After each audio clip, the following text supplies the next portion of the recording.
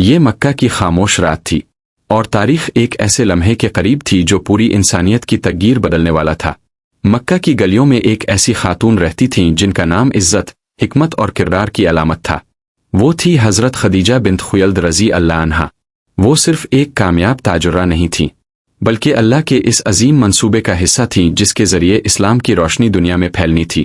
حضرت خدیجہ رضی اللہ عنہا قریش کے معزز خاندان سے تعلق رکھتی تھیں۔ وہ اپنی سچائی، امانت اور دانشمندی کے لیے پورے مکہ میں مشہور تھیں۔ اس دور میں جب عورتوں کو معاشی میدان میں بہت کم مواقع حاصل تھے، وہ ایک کامیاب اور باوقار کاروباری شخصیت کے طور پر جانی جاتی تھیں۔ لیکن ان کی زندگی کا اصل مقصد ابھی ظاہر ہونا باقی تھا۔ اسی مکہ میں ایک اور شخصیت موجود تھی جنہیں لوگ الصادق اور الامین کہتے تھے۔ وہ تھے محمد صلی اللہ علیہ وسلم۔ ان کی سچائی اور امانت نے ہر دل کو متاثر کیا تھا، اور یہی کردار بعد میں پوری انسانیت کی ہدایت کا ذریعہ بننے والا تھا۔ وقت گزرتا گیا، اور پھر وہ لمحہ آیا جس نے تاریخ کا رخ بدل دیا۔ یہ مکہ کے قریب واقع غار حرا کی ایک خاموش رات تھی جب پہلی بار وحی نازل ہوئی۔ صحیح احادیث کے مطابق جب نبی کریم صلی اللہ علیہ وسلم پر پہلی وحی نازل ہوئی تو اب خوف اور گھبراہٹ کی حالت میں گھر واپس آئے اور فرمایا، مجھے چادر اوڑھا دو، مجھے چادر اوڑھا دو۔ یہ روایت صحیح البخاری میں محفوظ ہے۔ یہ وہ لمحہ تھا جب ایک بیوی کا کردار تاریخ میں ہمیشہ کے لیے امر ہونے والا تھا۔ حضرت خدیجہ رضی اللہ عنہا نے نہ صرف اب کو تسلی دی، بلکہ ایسے الفاظ کہے جو ان کے ایمان اور یقین کی گہرائی کو ظاہر کرتے ہیں۔ انہوں نے کہا، اللہ کی قسم، اللہ اب کو ہرگز رسوا نہیں کرے گا۔ اب صلہ رحمی کرتے ہیں، کمزوروں کا بوجھ اٹھاتے ہیں، محتاجوں کی مدد کرتے ہیں، اور حق کے کاموں میں لوگوں کا ساتھ دیتے ہیں۔ یہ الفاظ بھی صحیح مسلم اور صحیح البخاری کی مستند روایتوں میں محفوظ ہیں۔ یہ صرف تسلی نہیں تھی، یہ یقین تھا۔ یہ صرف محبت نہیں تھی، یہ ایمان تھا۔ حضرت خدیجہ رضی اللہ عنہا وہ پہلی شخصیت بنے جنہوں نے اسلام کو قبول کیا۔ وہ پہلی مومنہ تھیں، پہلی حمایتی تھیں، پہلی ساتھی تھیں، اور پہلی وہ شخصیت تھیں جنہوں نے نبی کریم صلی اللہ علیہ وسلم کے مشن پر مکمل یقین کیا۔ اللہ تعالیٰ نے بعد میں قرآن مجید میں فرمایا، اور اس نے اب کو محتاج پایا پھر غنی کر دیا۔ سورۃ الزہ 93:8۔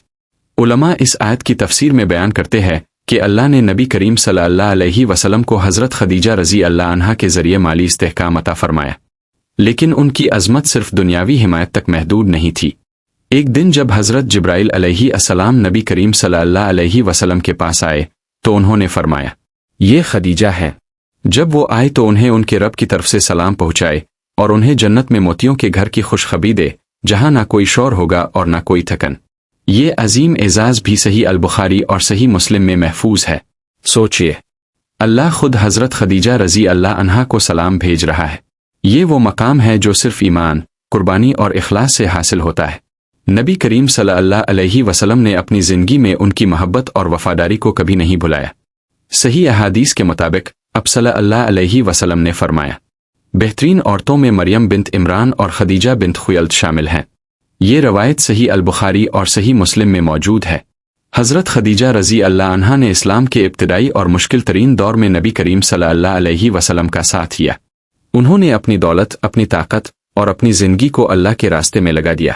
انہوں نے وہ وقت دیکھا جب اسلام کمزور دکھائی دیتا تھا، اور وہ بھی وقت آیا جب اسلام پوری دنیا میں پھیل گیا۔ لیکن حضرت خدیجہ رضی اللہ عنہا اس عظیم کامیابی کو اپنی آنکھوں سے نہ دیکھ سکے۔ ان کا انتقال نبوت کے 10ویں سال ہوا۔ اس سال کو عام الحزن یعنی غم کا سال کہا جاتا ہے، کیونکہ اس سال نبی کریم صلی اللہ علیہ وسلم نے اپنی سب سے بڑی حمایتی کو کھو دیا تھا۔ لیکن ان کی قربانی رائے گاہ نہیں گئی۔ ان کی حمایت نے اسلام کی بنیاد کو مضبوط کیا۔